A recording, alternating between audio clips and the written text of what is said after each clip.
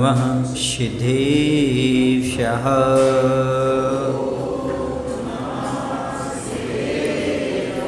ॐ नमः सिद्धेभ्यः।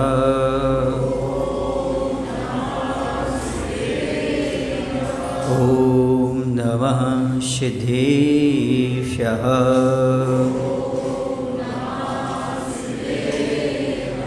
कौनिनमुक्कारम् अर्हन्ताडं तहे विषेधाडम् आर्यवच्छायाडं लोयम्येसौ साहुडं लोयम्येसौ साहुडं। बोलिए अहिंसा परमो धर्म की। देवाय देव श्री शंभुनाथ भगवान की। आचार्य कुंद कुंद महाराज की। आचार्य गुरुदेव भगवान श्री विद्यासागर जी।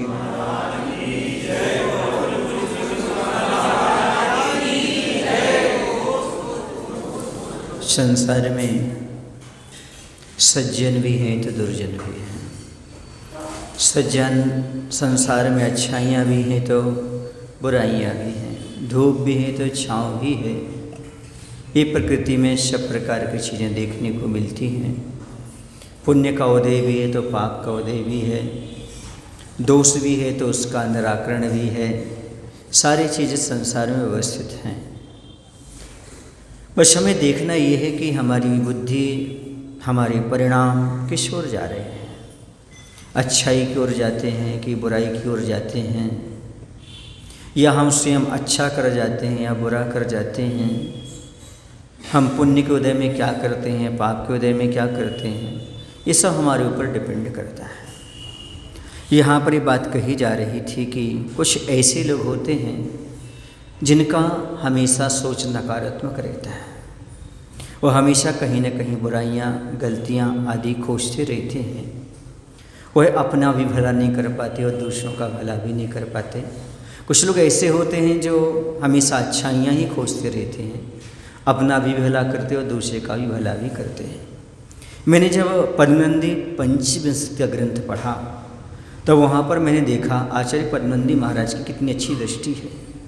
आज तक कहीं भी कौवे को सम्मान नहीं दिया गया, कहीं भी कौवे को अच्छा नहीं माना गया, लेकिन उन्होंने उस कौवे में भी गुण ढूंढ लिया और उन्होंने कहा कि देखो, कृपण से कौवा अच्छा, कंजूस आदमी से कौवा अच्छा।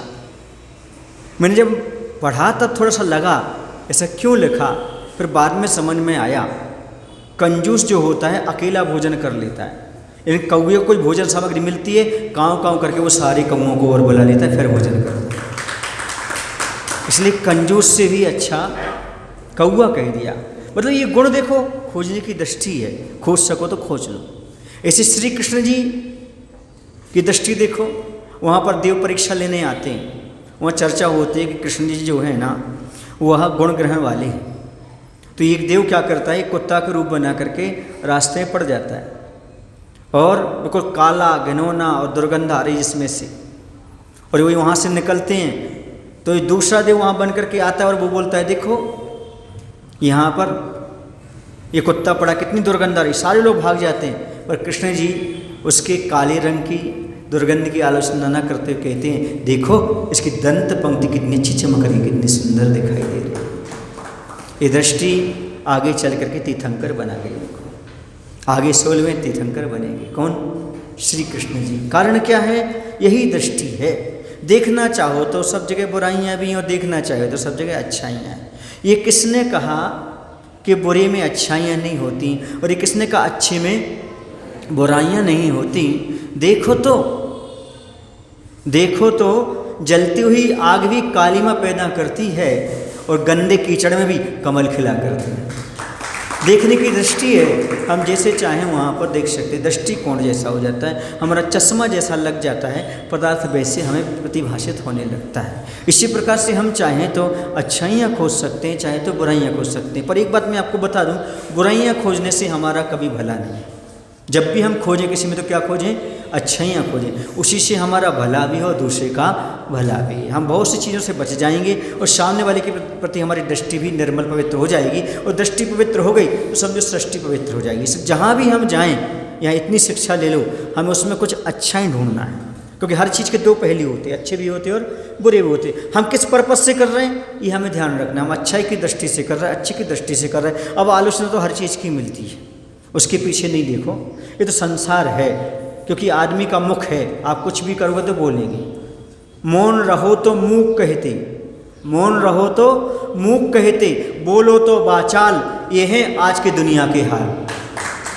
आप मौन बैठो तो मूक कहेंगे, नहीं कुछ आता ही नहीं है, कुछ बताते नहीं है, कुछ ज्ञान नहीं, इसलिए मौन रहते हैं। और बोलो तो अरे तो ये बहुत बोलते हैं, बहुत बात करते हैं, वाचाल कहेंगे। अब आदमी का तो मुख है। एक दिन मैंने कहा था, खदबद खदबद करते हुए चावल की भगोनी पर परात रख दो, लेकिन खदबद करते करते आदमी के मुख पर क्या रखो, कुछ नहीं रखा जा सकता। इसलिए जो सही है, सही हमें नज़र आ रहा है, आचरण ने जो मार्ग बताया उसको अपनाते करें तो अपने जीवन में कल्याण हो सकता है। आगे कहते हैं, बादलों की चर्चा चल रही है। सुकृत की सुषमा सुरभि को सूंघना नहीं चाहते, भूल कर भी विषयों के रसक बने हैं, कसाय कृषि के कृषक बने हैं, जलधर नाम इनका सार्थक है। जलधर और रा कर दो जड़धर, जड़ माने बुद्धि जिसकी जड़ हो गई ऐसे। जड़त्व को धारण करने से जो मतिमंद मदांध बने हैं, यद्यपि इनका नाम पयोधर भी है, तथापि विषी बरसाते हैं वर्षा ऋतु में, अन्यथा ब्रह्म समकाली क्यों है। यह बात निराली है कि वसुधा का समागम होती है, विश्वधा बन जाता है, और यह भी एक शंका होती है कि वर्षा ऋतु के अनंतर शरद ऋतु में हीरक सम शुभ्र क्यों होते हैं।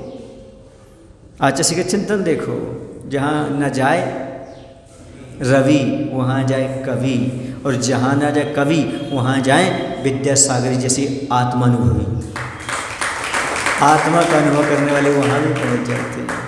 अभी तक आपने इतना ही सुना होगा, जहाँ न जाए रवि वहाँ जाए कवि, लेकिन अब नई बात सुन लेना, जहाँ न जाए कवि वहाँ जाए, जहाँ न जाए रवि वहाँ जाए कवि, और जहाँ न जाए कवि वहाँ जाए आत्मानुभवी। आत्मा का अनुभव करने वाले वहाँ तक पहुँच जाते हैं, वहाँ तक उनकी पहुँच हो जाती है, क्योंकि उनकी सोच एक अलग होती है, अलग हो, दीर्घगामी परिणाम को लेकर के चलते हैं वो।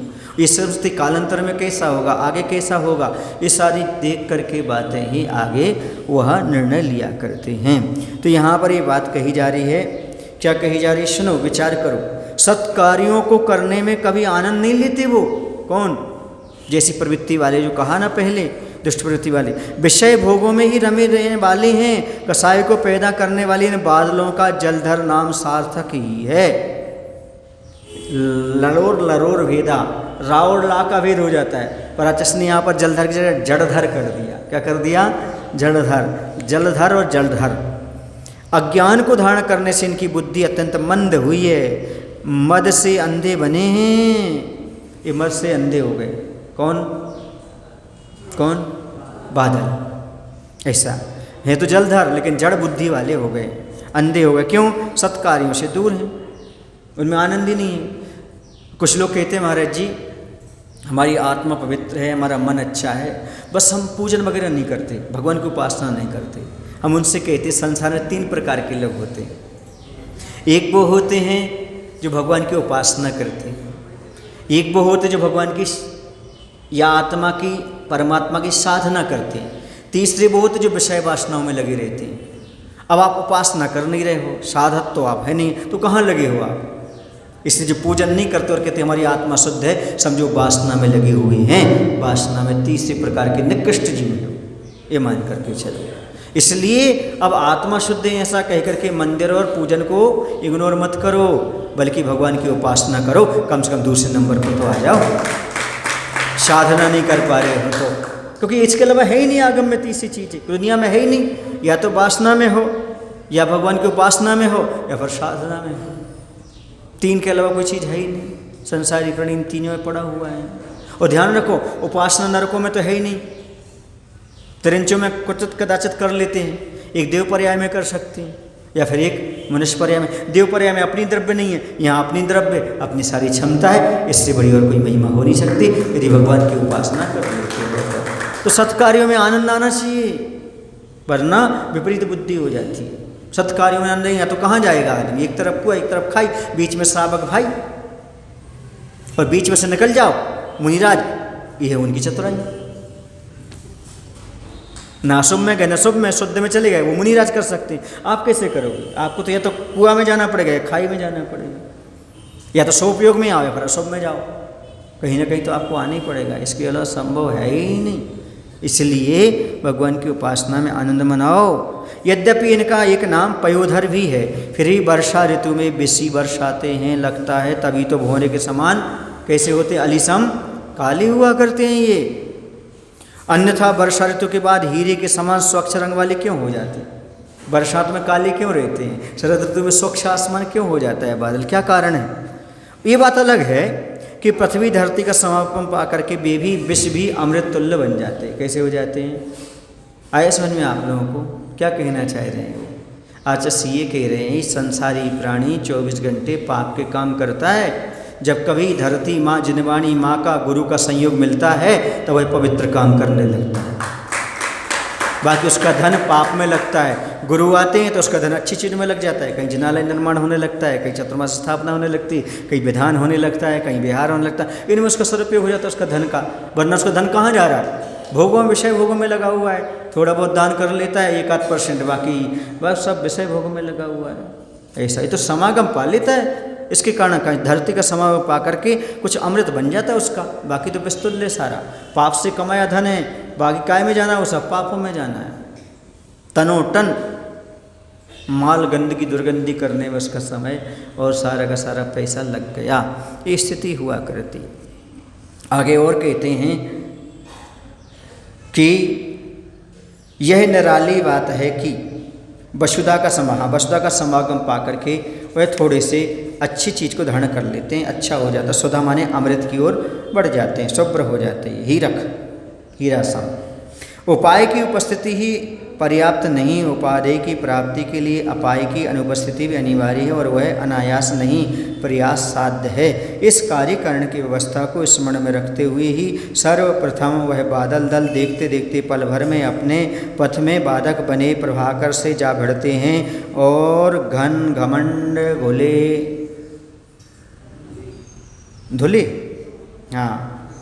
घन घमंड धुले गुरु गर्जन करते रहते हैं कि धरती का पक्ष क्यों लेता है, सागर से क्यों चिढ़ता है। यहाँ पर बात सही आ गई। अब सद्बुद्धि आ जाए तो अच्छी बात है। लक्ष्य की ग्रहण करने की योग्यता जो होती है वस्तु की, या प्राप्त करने की जो योग्यता होती है, वह होती है आपके उपादान कारण। और वह ग्रहण करने योग्य वस्तु की प्राप्ति के लिए जो सहयोगी होता है वह कहता कारण। तो कहते साधक कारणों की उपस्थिति ही मात्र पर्याप्त यानी समर्थवान नहीं है, किंतु अपाय यानी बाधक कारणों का अभाव होना भी अनिवार्य है।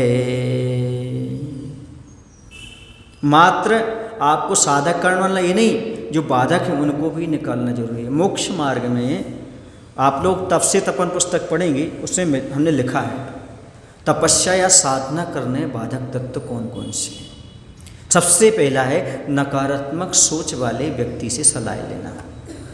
नकारात्मक सोच वाले सलाह होगी, न तुम तपस्वी की आराधना कर सकते, न तपस्या कर सकते, धर्म ध्यान कर ही नहीं सकते आप, तो उसकी सोच नकारात्मक है। ये है। दूसरा, शरीर की अस्वस्थता। जैसे ये जो बादल है ना, उससे सागर के से प्रेरित होकर के आ रहे हैं, उसकी सलाह से आ रहे हैं, इसलिए सब गड़बड़ कर रहे हैं। और जहाँ वो बदली आई थी, प्रभाकर की रवि की सहेली बन गई थी, वो सब काम अच्छा हो गया था। सलाह अच्छी मिलती तो अच्छा होता है, और सलाह गड़बड़ तो सब गड़बड़ हुआ करता है। इसलिए आप किससे सलाह ले रहे, ये भी बहुत महत्वपूर्ण है। सलाह लेना भी बहुत ज़रूरी है, और सलाहकार भी प्योर हो, अच्छा हो। सब कुछ दुनिया को देखने के बाद भी अपने बैराग को दृढ़ बना के रखे हो, अभी भी गुरु पर श्रद्धा बना के रखे हो, अभी भी संसार में रहते हुए भी संसार सारी भोगों से दूर हो, अपनी आत्मा की ओर प्रवृत्ति कर रहा हो ऐसे। और हमेशा जब भी हो तब मोक्ष मार्ग में कोई घटना घटे, नकारात्मक ना बोल के सकारात्मक बोलता हो, ऐसे व्यक्ति से सलाह लेना चाहिए। समझ गए? दुनिया में बहुत सारे कारण हैं आदमी को राह से भटकाने के लिए, लेकिन एक ही संकल्प काफ़ी है मंजिल तक पहुंचाने के लिए। मार्ग यही था, यही है, यही रहेगा, अन्यथा हो नहीं सकता। बाद बीच में जो चीज़ें आई गई चली गई, ये कर्म के उदय से आते चली होती चली जाती, लेकिन इससे अच्छा मार्ग ना था, ना है और ना हो सकता। इमम निगंथम, ये भगवान ऐसा निर्गंथ मार्ग भूतो न भविष्यति, जो मोक्ष देने वाला है, कल्याणकारी है, ना आज तक हुआ है ना कभी हो सकता है। ये विश्वास अपने अंदर दृढ़ बना के रखो, इसी से तुम्हारा कल्याण होने वाला है, इसी से कल्याण होगा। एकलव्य इसलिए विद्या नहीं सीख गया था कि द्रोणाचार्य गुरु ने उन्हें अपने पास रखा था, इसलिए सीख गया था, उसने उनके प्रति श्रद्धा अपने पास रखी थी। उसकी वो श्रद्धा थी, मजबूत श्रद्धा थी कि मैं धनुर्विद्या सीख के रहूँगा, गुरु मैंने बनाया है, तुम ठुकरा दोगे तो अभी मैंने गुरु बनाया बनाया बनाया, मैं विद्या सीख कर रहूँगा। और आज अर्जुन से पहले नाम एकलव्य का आता है जब भी गुरु शिष्य की बात आती है। और यही कहा जाता है, आस्था के नाम पर भव्य और आचरण के नाम पर सभ्य बन गया। गुरुदेव तुम्हारी भक्ति से भक्त एकलव्य बन गया। अब तुम स्वीकारो या न स्वीकारो, ये बात तुम्हारी है, लेकिन जिंदगी भर के लिए भक्त तुम्हारे चरणों में समर्पित हो गया। ये समर्पण अपने आप में महत्वपूर्ण है। श्रद्धा गुरु अपनाए ना अपनाए, लेकिन शिष्य को हमेशा गुरु के चरणों में रहना चाहिए। हमने अपनाया है, स्वीकार किया है, तो ये हमारी श्रद्धा है, निजी श्रद्धा है, जबरदस्ती की श्रद्धा नहीं, मैंने रखी है, बस ये श्रद्धा हमारी। इत्त कंपाय भुवस सन्मार्गे संशया रुचि, जैसी तलवार की धार पर जैसे पानी अमिट रहता है, जब तक तलवार की धार रहती तब तक जीवन रहेगा, तब तक श्रद्धा बनी रहेगी। ये अपने आप में विसंकित अंग होना चाहिए, इस श्रद्धा का विषय बना करके चलना चाहिए। ऐसा नहीं है कि गुरु से हमें इतना मिला इतना नहीं मिला, क्यों कर्म का उदय भी तो हो सकता है। आज आपने कर्म नहीं किया, पूर्व कर्म में ऐसा कुछ किया होगा जिसका फल आज मिलता है, आपको मिलेगा। विद्वान कुमार ने क्या किया था बेचारे ने, तद्भव मोक्षगामी, अपने माता पिता से कितने साल तक दूर रहना पड़ा, 16 साल तक, पूर्व कर्म का उदय। ऐसे ही आज यदि गुरु से दूर रहते, गुरु से दूर रहना पड़ता है, तो समझ लेना बंधु, कहीं ना कहीं पूर्व कर्म का उदय हमारे पास है। आज समता परिणाम रखो, समता परिणाम रख के सब छटेगा, सब आगे अच्छा होगा। ये मोक्ष मार्ग तो मोक्ष मार्ग है, ये बात श्रद्धा में बना करके चलना चाहिए और मोक्ष मार्ग पर आगे निरंतर बढ़ते रहना चाहिए। कभी किसी की बातों में नहीं आना चाहिए, सकारात्मक सोच रख करके धर्म ध्यान करते हुए आगे बढ़ते रहना चाहिए। अब मुझे गुरु कब स्वीकार, अब मेरा कब कल्याण होगा, अब गुरु कब दीक्षा देंगे, हमें कब कैसा करेंगे, ये सब बिल्कुल मत सोचो। ये सोचो बस मेरे गुरु हैं, जब बुला लेंगे तो हमारी दीक्षा हो गई, जब कल्याण हो जाएगा। फालतू का विकल्प करने की आवश्यकता नहीं। कर्म भी तो कोई चीज़ होती है, कर्म भी तो परिणाम भी तो अपने पास होते हैं। अपनी सकारात्मक सोच रख करके काम करो, अच्छा भाव रखो, मैंने गुरु बनाया, कभी ना कभी वो मुझे याद करेंगे और मेरा कल्याण करेंगे, मुझे अपनाएंगे, ऐसा भाव हृदय में सजा के रखो। क्योंकि ऋषभनाथ भगवान ने भी ऐसे ही किया है ना, और उनकी आज तक ये परंपरा चल रही, सब चलेगा।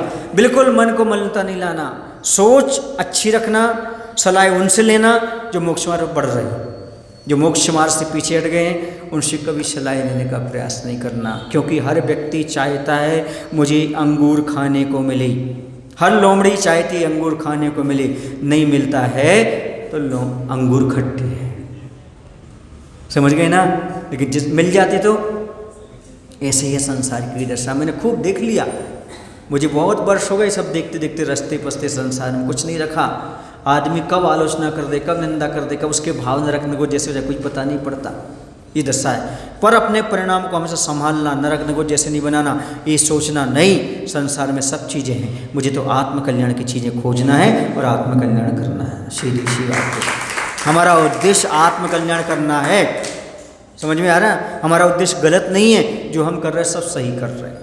अब कुछ लोग कहने लगते हैं, आलोचना करने लगते हैं, ये वर्षों से ब्रह्मचारी हैं, हम जब से देख रहे तब कोई ऐसे ही देख रहे हैं, अभी तक आगे नहीं बढ़ पाए, ऐसे नहीं कर पाए। तुम तो वहाँ तक आ जाओ पहले।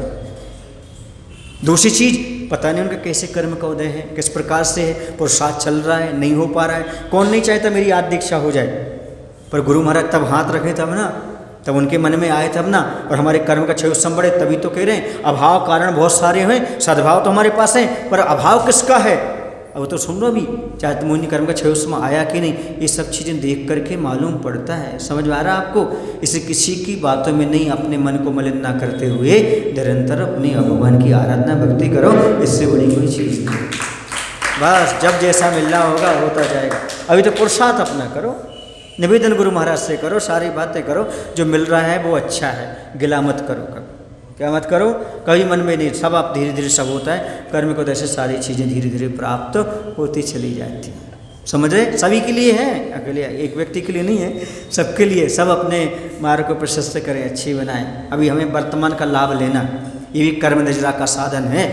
मोक्ष मार्ग कुछ नहीं है, कर्म निजरा का कारण। प्रतिभा स्थली की बहनों ने आचार्य से निवेदन किया, आचार्य हम लोग की दीक्षा, अभी हम लोग प्रतिभा स्थली में ऐसे हैं, तो आचार्य ने कहा कि पंचम स्थान है, कौन सा है, और अभी उस पर्याय पंचम स्थान से ऊपर आप उठ नहीं सकते, जो कह रहे हैं वही करो, यही आपकी दीक्षा है।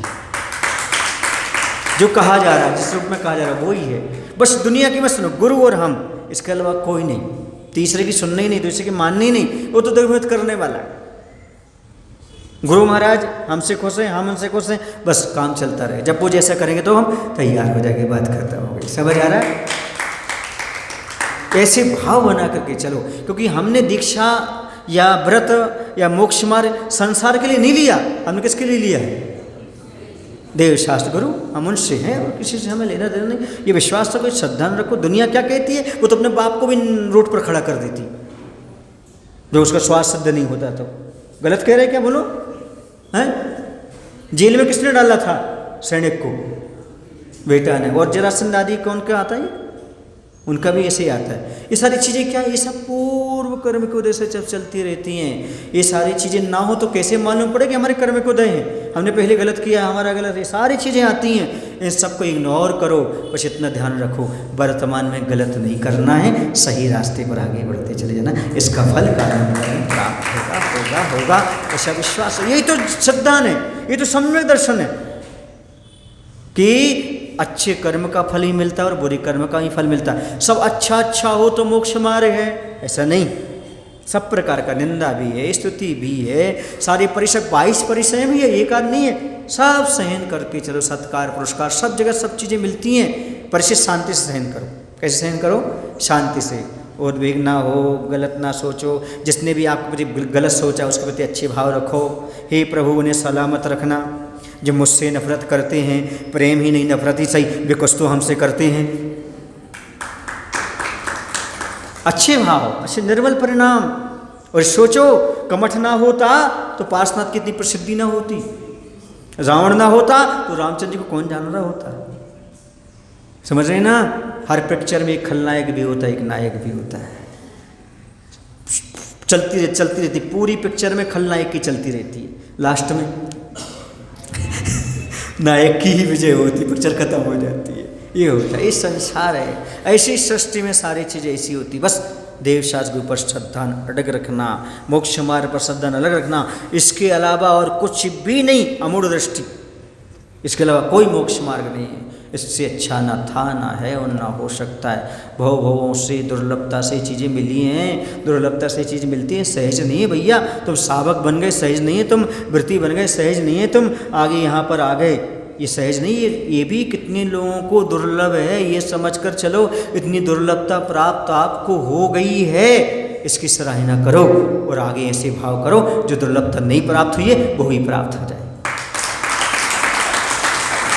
किसी की मत सुनो, किसी की मत सोचो, मुझे तो अपना कल्याण करना है बस। यहाँ पर एक उद्देश्य रखो। ये संसार है, कितने ज़्यादा हैं। दुर्जन की यारी कटेड़ी झाड़ी, इससे बचता है समझदार माली। जब भी कटीली झाड़ी से निकलोगे वो आपके कपड़े को पकड़ लेगा। उसे समझदारी से, झटका नहीं, बड़ी समझदारी से सुलझाओ उसमें से और अपनी निकाल के आगे बढ़ जाओ। दुर्जन की यारी, ऐसी दुर्जन की यारी होती है, फंस जाते तो जीवन बर्बाद कर देता। इसलिए कटीली झाड़ी दुर्जन की यारी, इससे बचता है समझदार माली। मैंने एक लेख लिखा है इस पर। इस प्रकार का ही चिंतन मेरा है कि हमेशा ये समझो, इससे हमें बच करके आगे निकलना है, कर्मिक उदय को झेलना है, शांति से रहना और आगे बढ़ करके चले जाना है। ये बताओ, अंजना सती ने कौन सी गलती की थी? 22 साल तक किसने ठुकराया उसको? माता पिता तक ने ठुकरा दिया, पति ने भी ठुकरा दिया, लेकिन उसने अपने धर्म को नहीं छोड़ा। सीता जी की कौन सी गलती थी? तीर्थ यात्रा के बहाने कहाँ छोड़ दिया? और क्या आरोप लगाया? रावण के यहाँ रह करके आई है। जब ऐसे महापुरुषों पर आक्षेप लगे हैं, आरोप लगे हैं, पर उन्होंने कभी धर्म नहीं छोड़ा। आज उनके इतिहास में उनकी गाथाएं गाई जा रही हैं। आप भी कोई कुछ भी कहीं धर्म नहीं छोड़ना, तुम्हारी भी गाथाएं गाई जाएंगी, गाथाएं। मत सोचो क्या ये हमारे पूर्व कर्म को उदय, उसमें दुखी नहीं होना। दुखी होगा तो बस सम्य दृष्टि किस काम की? पूर्व कर्म के उदय में दुखी नहीं होना। वर्तमान में पाप नहीं कर रहा हूं, ये आनंद है।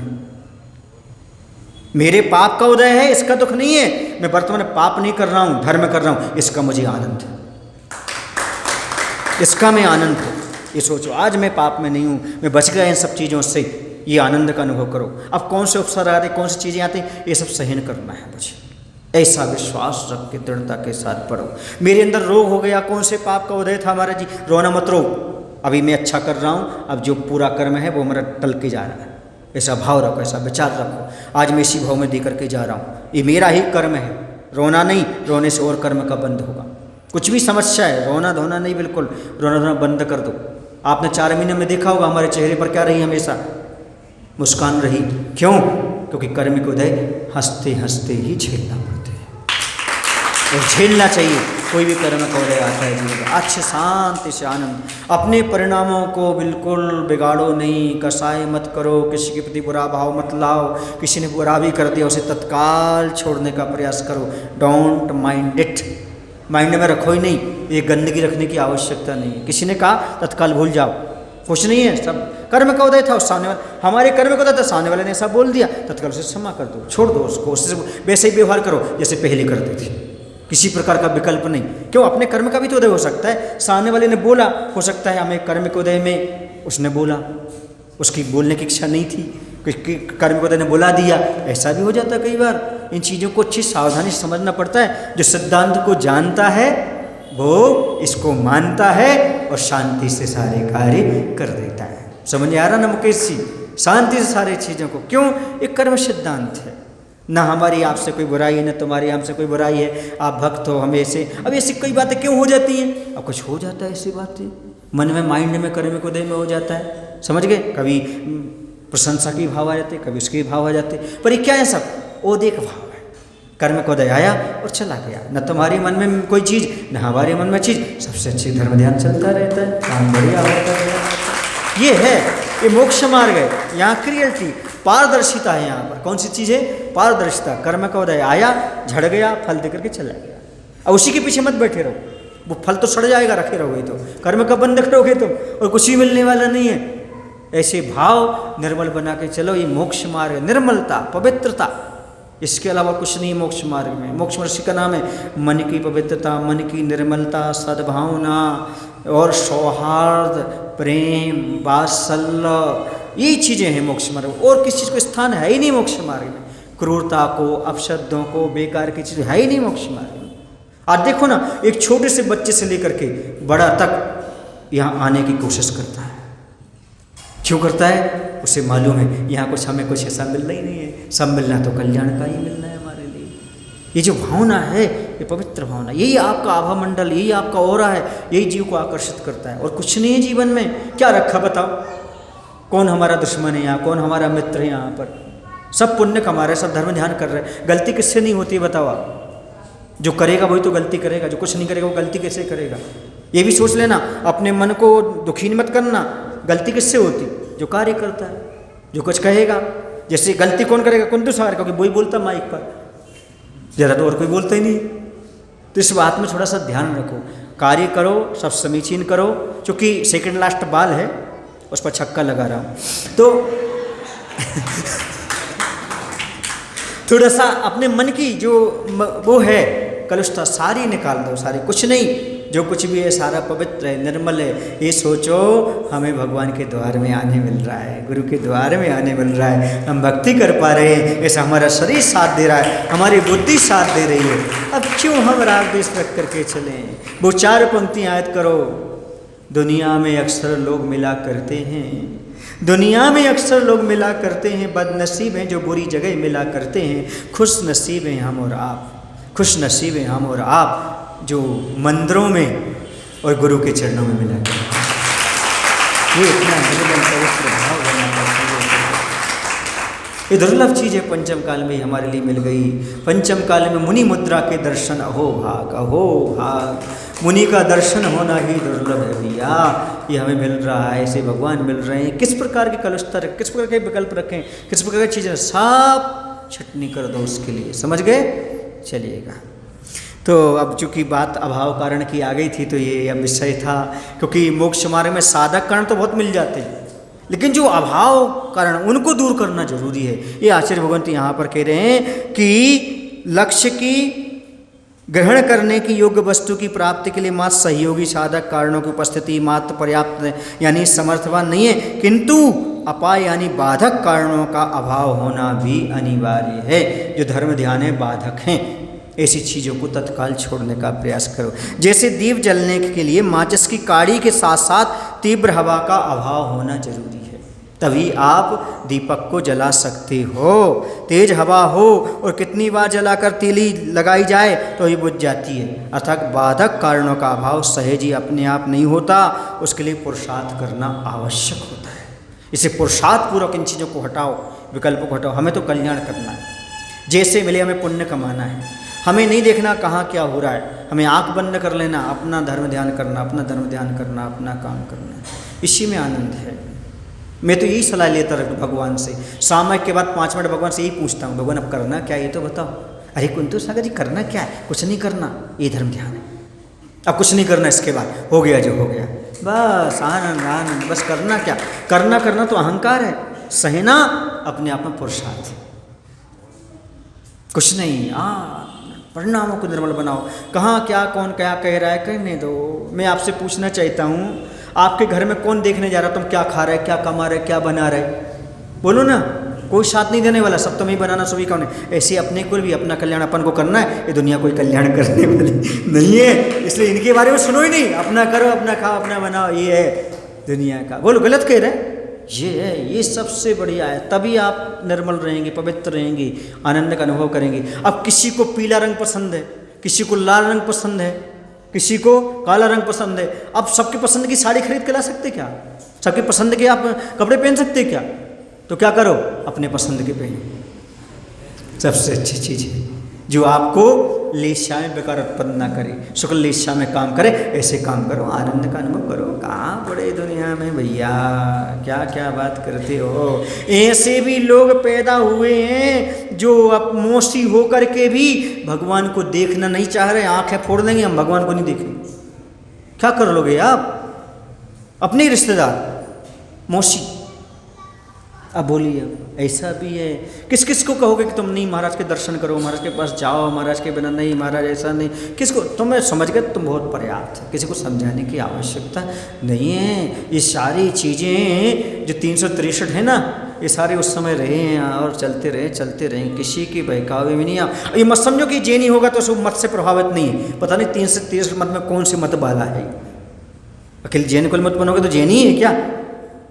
तो ऐसा क्यों सोचते, क्यों विकल्प करते सारी चीज़ों में? कभी नहीं सोचना, कभी कोई विकल्प नहीं करना। मैं किसी को उपदेश नहीं दे रहा, कुंदू सार को दे रहा हूँ।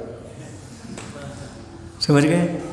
अपने आप को उपदेश देना एक अपने आप में आनंद आता है, अपने आप का परिमार्जन करना। किसी पर प्रभाव पड़े ना पड़े, उपदेश देने पर प्रभाव तो जरूर पड़ता है, उपदेशक पर प्रभाव पड़ता है इन चीज़ों का। इसलिए हमने कल्याण करना है भैया, हैं? कि इसके कल्याण नहीं होगा क्या? इसके बिना कल्याण नहीं होगा क्या? ये सारी चीज़ें अपने मन में सजो करके रखो। और जो ये सब बाधक चीज़ें आती हैं मन में, सबसे बड़ी चीज़ है नकारात्मक सोच। हर चीज़ में उल्टा सोचना, बुरा सोचना, गलत सोचना, भविष्य के बारे में सोचते हैं, कल्पनाएं करते हैं। तो हमेशा अरे ऐसा ना हो जाए, ऐसा ना हो जाए। हमेशा जब भी भविष्य की सोचोगे तब आपके अंदर नकारात्मक सोच आएगी। इसलिए वर्तमान में हमें क्या करना है वो सोचो, नकारात्मक सोच समाप्त हो जाए। इतना लंबा सोचते क्यों, इतने प्लानिंग करते क्यों? वर्तमान के जीने की सोचो। आज वर्तमान में अच्छे से जी रहे, ये सोचो आगे क्या होगा, कैसा होगा। अरे कर्म है, आज हम वर्तमान में शांति से रहेंगे, आगे ही कर्म उदय में आएंगे, सब शांत होता जाएगा। आज हम आकुलता में रहेंगे, आगे जो कर्म आएंगे आकुलता वाले आएंगे। सीधी सी बात है।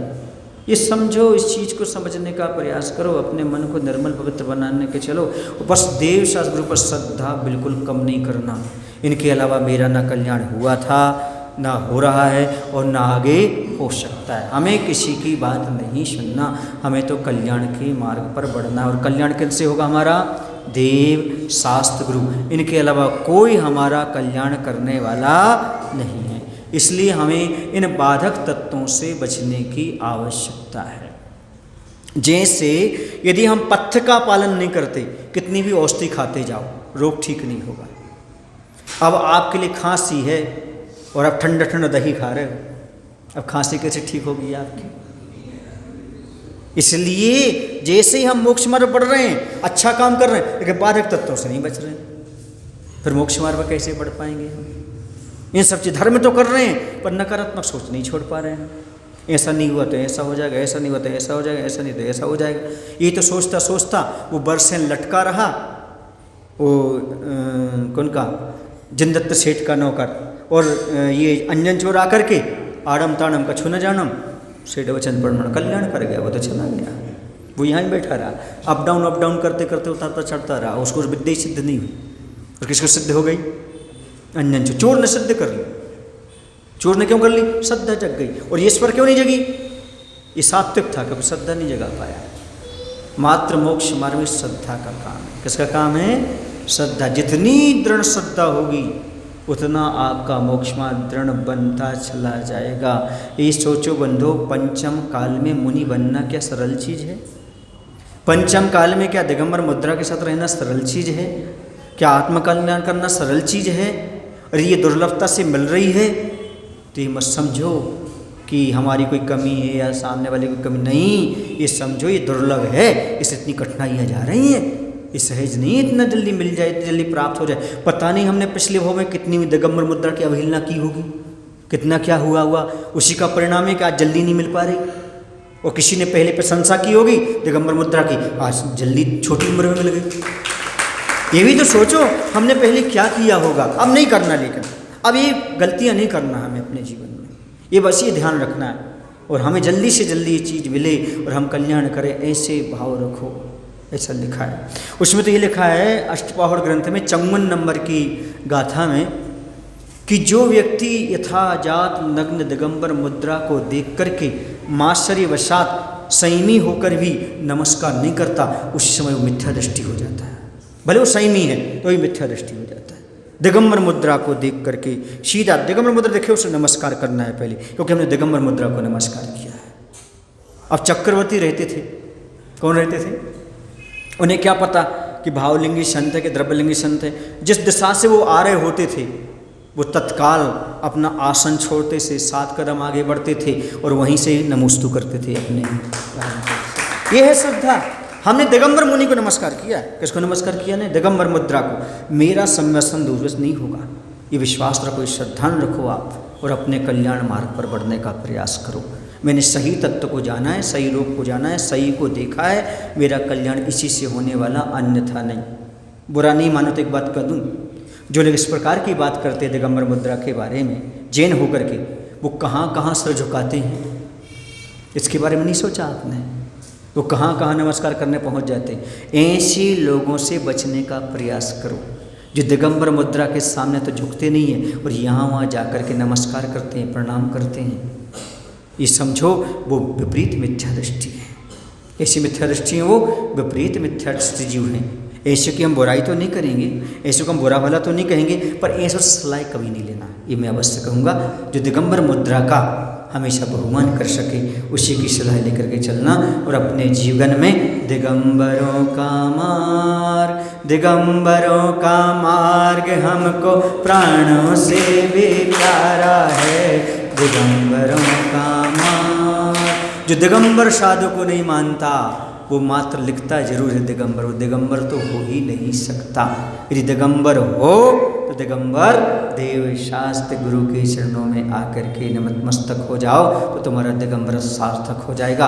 वरना तुम्हारे आगे जो दिगंबर लिखा जाता है ना, ये मात्र कलंक लगाने के लिए तुम्हारे लिए, तुम कलंक लगा रहे हो दिगंबर लिख करके। सही तो वो है जो दिगंबर मुद्रा को प्रणाम करता है, दिगंबर मुद्रा का सम्मान करता है, सम्मान करता है।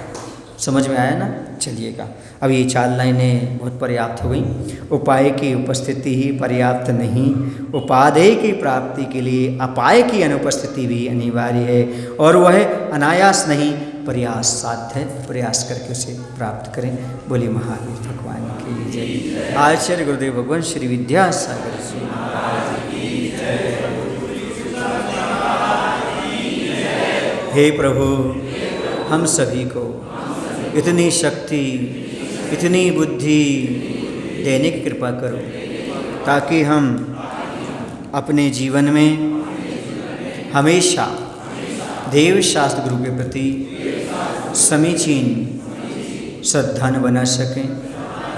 हमारी श्रद्धा रूपी ज्योति किसी भी मिथ्या दृष्टि की उपदेश रूपी हवा से ना बुझे। ऐसी शक्ति, ऐसी बुद्धि देने की कृपा करो। नमोस्तु भगवते। जावाणी के ज्ञान ते सुझे लोकालो, सोवाणी मस्तक धरो सदा देते हूँ लो। हे जिनवाणी भारती माँ तो है जपो दिन रे, जो तेरो